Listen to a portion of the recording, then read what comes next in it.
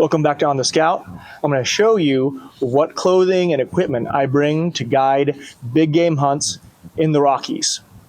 Let's go into footwear here. So I'm wearing my shower shoes right now. They're just nice foam flip-flops. But at camp comfort's important. I have these nice slip-on moccasins. These are Gokis, nice vintage style moccasins. As a footwear here, there's quite a little bit of footwear here. For a Basecamp hunt where you're driving in by truck or UTV, I bring a lot of footwear. But if you're packing in by horseback, you might only get 2 pairs. So I might bring a camp pair and a general purpose pair. But let's go through the whole spread, assuming you have near unlimited cargo. So these are GoRuck desert boots, really lightweight, really breathable. They drain a lot of water through the little vent holes. They're uninsulated, no mesh, so really good for the early season kind of archery hunt, hot weather rifle hunt. Over here is 2 pairs of Altberg Defender boots. These are very similar to something like Crispy or Kenetrek, but they're only $30 each. So really high quality boot for a surplus price. I have 2 pairs. That way when one gets wet, I just swap to the other one and let the other one dry. Here are some Kenetrek, very high quality mountain hunting boots, Kenetrek Extreme, 1,000 gram insulated. These last forever. These are over 10 years old, still kicking, still has good sole. I have these for the colder part of a hunt. Also working in camps, oftentimes we have to go in the corral and it's full of mud and horse piss and horse poo, and so I'm going to have muck boots to go do work in the corral, feed the horses, get them caught and saddled. And of course, having a boot polish and cleaning kit, that way I can apply more dubbing, wax, and get the mud off the boots, get the boots back into the game, into the hunt, back to work. Let's go to clothing here. Here I have quite a spread of clothing. Again, if I have more room for cargo, I'll bring a lot of outfits. If I have less, I'll kind of pare it down for low volume and weight. So here are full cotton ASAT vintage cotton hunting outfit for hot weather. I'm going to have my signature polka dot Rough Rider scarf. If there's a rifle hunt like this one is, I'm going to have a set of Blaze Orange. Also, I'm going to have a sun hat. This is a multicam Army sun hat. I'm going to have my weather wool neck gaiter / beanie in case it is very, very cold. You never know what weather you get. So for layers, moving up,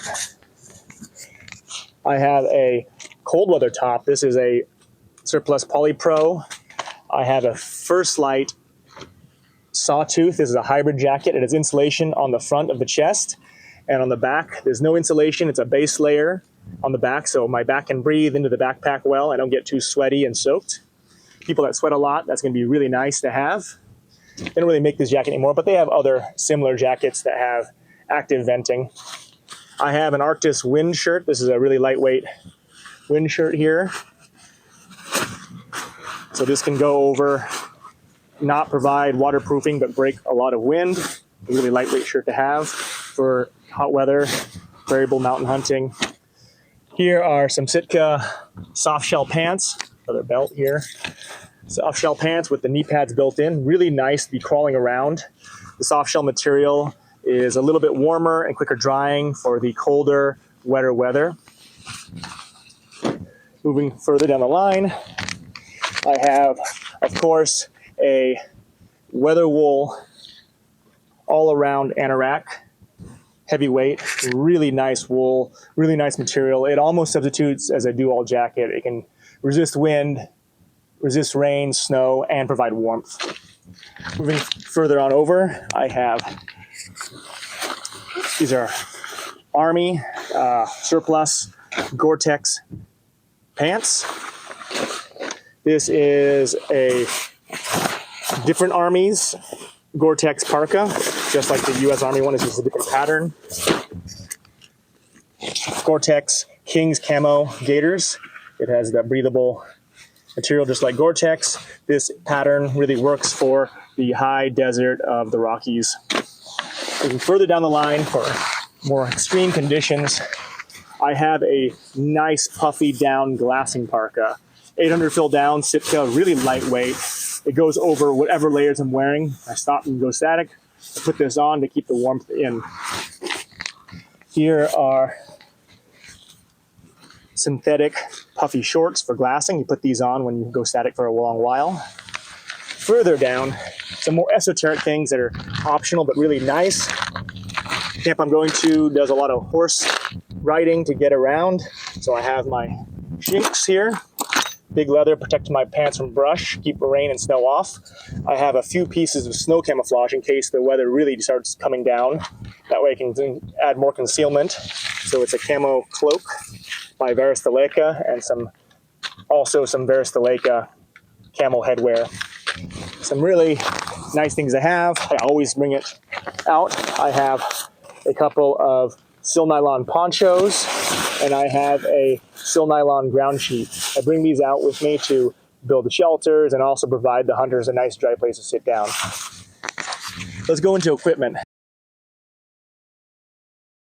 Most of this equipment's already been covered in a prior video. This is the day pack, but let's go through it again. This is some of the tools and things I put in my day pack. Starting from over here, I have a set of carbon fiber tripods. I use these to glass to set up a shooting support. Like this is a shooting rifle vise or crossbow vise, bino clamp. This is all ARCA compatible. Swarovski spotting scope. I use really nice glass because I don't want my head to hurt staring at the hills for weeks upon weeks. I also have a backup spotter. This is a low-end Bushnell, but it has an MRAD reticle. It's really nice to help mill targets like elk, see how far they are with the laser rangefinder, or I can actually call corrections and shots if the hunter knows what they're doing. Moving further on, the optics, really important. Extra glasses and sunglasses are really important hunting at high altitude because the UV is very strong. Talking about UV, I have to have sunscreen for any exposed skin because you are hunting around 8,000 to 12,000 feet. For the spotting scope, I have a universal little scope cam that goes onto the spotting scope or binos. That way I can record the shot or record different animals and send it to the hunter as a memento. Moving further on here, I have my main guiding binos. These are Swarovski lasers, rangefinders in a Sitka chest harness. I have over here, this is a Vortex MRAD monocular as a backup for foul weather range finding.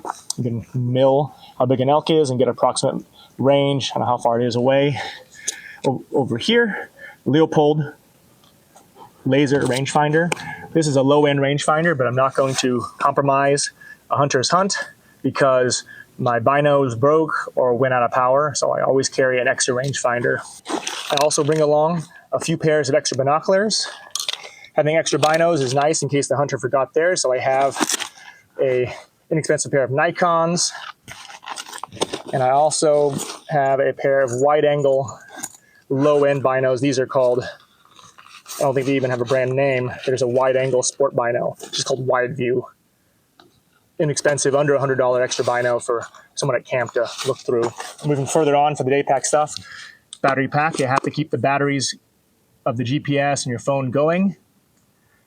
So I bring a battery bank, hand warmers for myself and the hunter when it gets very chilly, calls for deer and elk, windicator, headlamp, one of two, lens cleaning kit, water purification kit, dope card, very important for the job here, navigational equipment, map case, admin, notebook, topographic map, Penzatic compass. In addition to all this, a barometric-based altimeter. Moving further on, UHF, VHF radios. These are really important to communicate with other guide teams or coordinating with staff at camp. I provide my own. Duct tape, electrical tape. They serve so many purposes. Another headlamp. Over here, this is a silky saw. It has a ski strap stored to it. When combined with a trekking pole, I can make this into a long brush saw to reach up and saw things I normally can't get a hold of. Of course, the Bongo Gear Becker Mach 2 backpack. Moving up here, first aid kit. I have to carry a large first aid kit to take care of horses and hunters in case they get beat up or hurt. Tourniquet, quick clot, all the stuff you need to patch someone up if they get hit with an arrow or a stray bullet or receive traumatic injury from whatever means in the backcountry. Kestrel weather station. I can do my own weather forecast, and I can use the tools in the Kestrel to help build dope up for the hunter to help advise them for a longer range shot. Water and pots to bring out in the backcountry to make a fire and provide soup and hot water, stave off hypothermia. Bear spray, mandatory guiding in the Rockies. Over here, my Scout Guide belt, sidearm, ammo pouch, accessory pouch, big game knife, small bone saw. This is the version 2 of the Sagan saw for elk. It's larger, more comfortable. At camp, stones, backup knife. Moving on over. When you go on your hunt, you're going to have your own main armament. This is just a pump action shotgun loaded with slugs. That way I can fend off grizzly bears. This is the rifle case. I'm not going to uncase the rifle here in the neighborhood. Moving down to camp stuff. A nice 800 fill sleeping bag. A nice Wooby to go with it. Sleeping pad, toiletry skit. This ball stall goes with gun accessories. Let's talk about that in a second. A tin cup to drink coffee. Camp clothes, whatever comfortable clothes you want to change into after marching around all day covered in sweat and blood for your hunt. You have to have a change of clothes. Let's go to other camp equipment over here. All of my stuff gets toted around in these really nice North Face duffel bags. I recommend these are investment bags. They're pricey, but they're worth it. I have so many of these, and they've lasted over the decades. If your camp is a truck-in camp, having a footlocker like this can help protect your sensitive optics, your binos, anything else that can break. Electronics can go in your footlocker, and it can also just be a catch-all. Good place to sit, good place to work on stuff. Over here, really important for the job, I have to have essentially a lot of gun tech, gunsmith kind of tools, or bowsmith, bow tech kind of tools to help work on hunters' weapons, whether it be a bow or a rifle. More tools and accessories. That's why I have the ballistall. Ballistall can get stuff moving again. Duct tape will get stuff static again. And inside the chest, just random knickknacks, calls, game bags, optics cleaner, zip ties, every single thing, extra hand warmers, all the stuff you don't want to lose and get break, you put in the chest.